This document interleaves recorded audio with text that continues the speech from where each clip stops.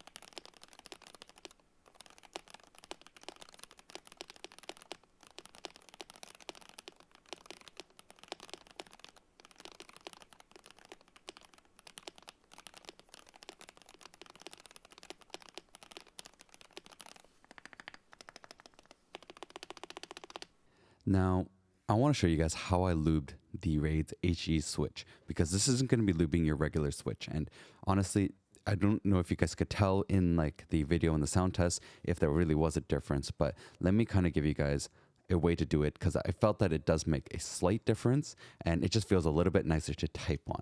So we're going to get a very, very thin brush. I'm really having a hard time to get it really perfectly like focused in the camera, because I want to show you guys how thin of a brush that I'm using, because I'm trying to use something incredibly thin.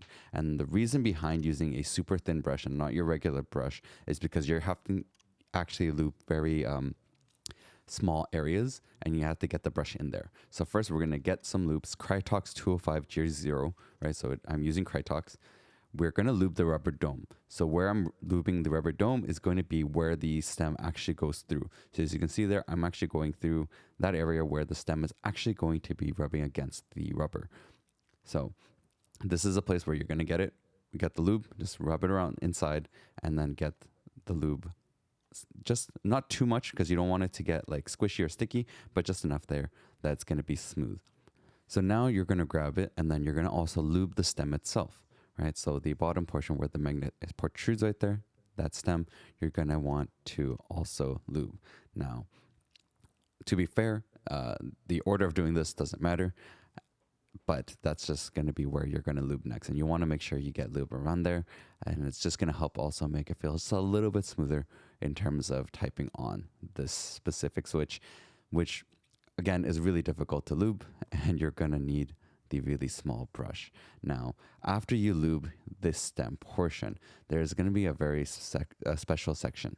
So if you look right there carefully in my screen, you see how I'm having that little corners right there. So you see that the switch itself actually does rub against there. So I'm getting my brush right in there with a little bit of lube just to have it more smooth.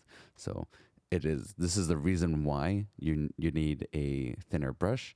You don't have to use a thin brush for the other parts, but this part here, you really do need it, as well as the next portion of this lubing, which is going to be, you're going to turn it around, and then you're going to have to lube also the top actual stem portion as well. So there's going to be a little hole there. You're actually going to put the brush through there as well, and then you're going to lube that. And then the other side as well, you're going to lube there. And then you're actually going to use this brush to go around the stem as well inside. This is why a thin brush is very, very helpful, because you want to get it inside there where it's actually going to be rubbing against the actual top housing. This also will help making the switch just a little bit more smooth. And honestly, I think it helped enough for me to feel a difference. It's not a huge difference, as I said, but it is a small difference. And then you're going to have to put it back together, which is actually really easy. You're actually just going to put the rubber dome back on the stem. And then there's going to be these little pins that you're going to have to put the rubber dome and connect it into. And once you connect it on the switch itself, you're good to go. And then you can put it onto your board. So I hope this helps for anyone that wanted to lube these switches. So now I want to show you guys a backlighting test of the RAEDS HE. Now, as you can see, these are incredibly red switches. So another question will be, how's the backlighting? Will you be able to see anything? Is it going to go through the switch?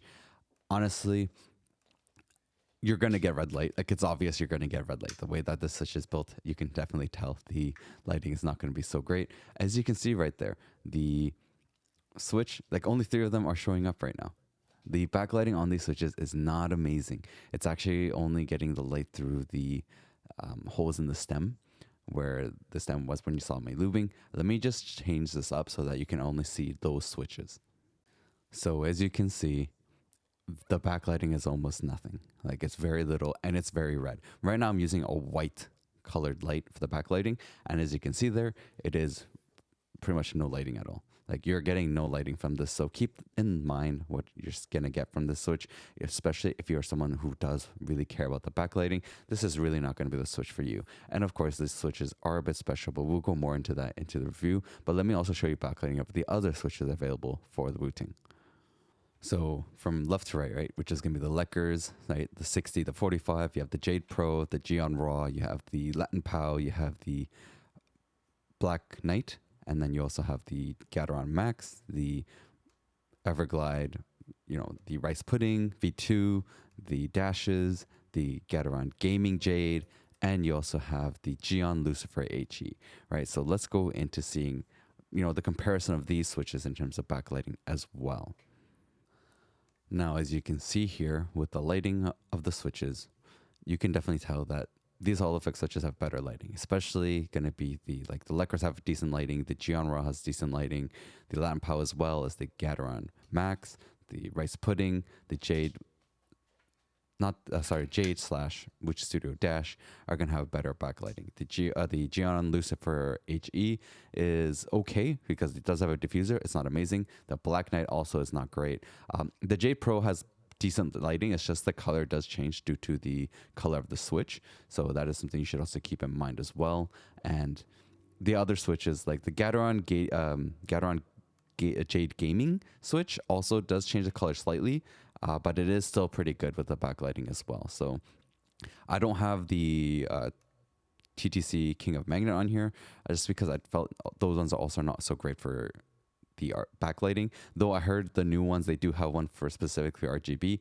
The one I had was just the original TTC King of Magnet, which is like purple. And that one did not have good backlighting. So this is something you guys can tell for yourselves. And of course, decide which switch you'd like if you do like the backlighting. So what are my thoughts on the RAEDS HE switch? Now, this is not going to be for everyone, right? If you are someone who likes and has used a Topre, has used an electrocapacitive switch or keyboard, you're going to be more interested in this than others.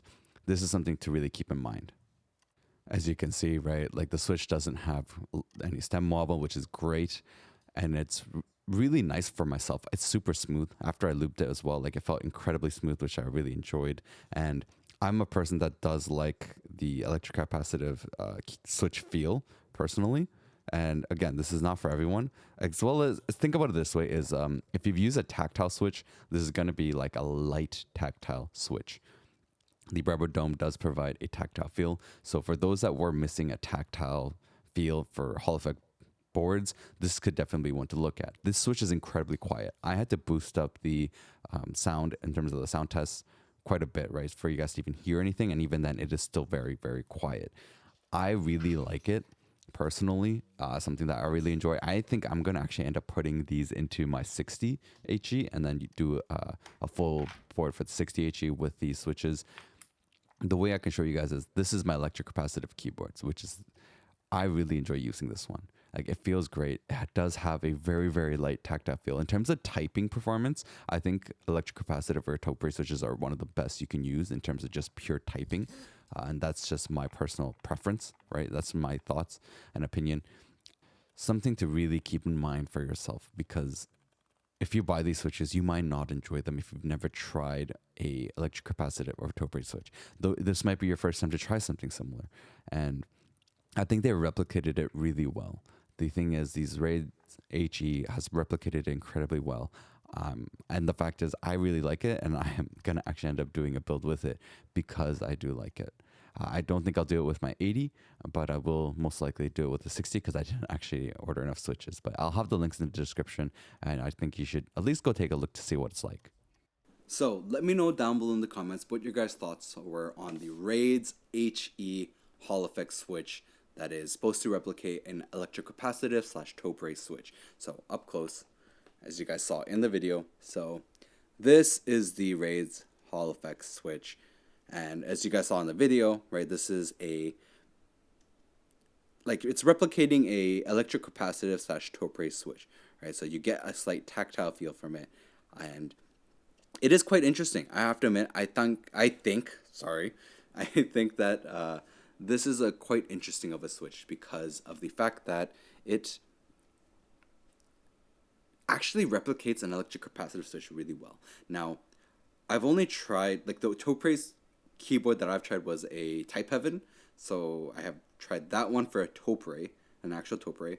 Then I have an electrocapacitive keyboard, which is the Coke's 84W. And then I'm trying, like comparing this with those switches and those keyboards. This does replicate it really well. It felt like when I was typing on my Wooting, it felt like I was typing on my electrocapacitive keyboard, and it's really nice. It is a little bit light, so keep that in mind that it's going to feel really light when you're typing on it. And the tactile feel is not super heavy. So it's not a really strong tactile feel. It's actually just like really light. Keep that in mind. It's also hard to lube these switches. I mean, it's a little bit of a pain, to be honest. You're going to have to like really take out the rubber domes, as you guys saw in my video of like how I lube my switches with this one. It makes a very slight difference. It does make a difference though, just very slight. And these switches are going to be incredibly quiet, as you guys had heard. It is a very quiet switch. So these aren't going to be for everyone, right? Like normally when I go into these like Hall Effect switch reviews, at the end I say, you know, this is my like top favorites, and like I would probably choose this or this or this. This one, I can't really say for everyone that this is going to be something you should grab.